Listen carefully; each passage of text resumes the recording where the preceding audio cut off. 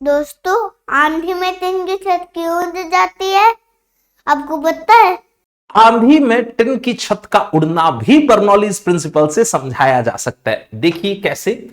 हम जानते हैं along a streamline if you use the Bernoulli's principle you can write P plus rho GH plus half rho V square is equal to constant.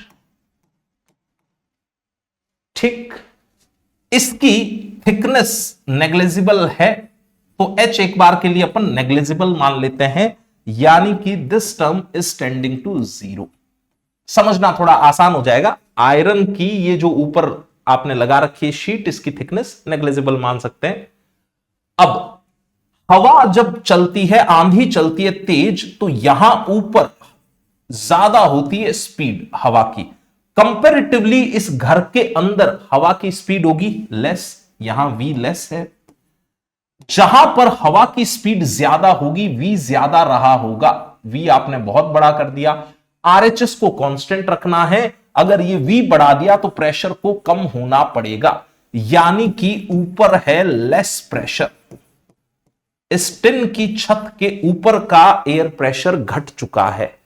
जहां V less है वहां का pressure मोर होगा, ज्यादा होगा प्रेशर।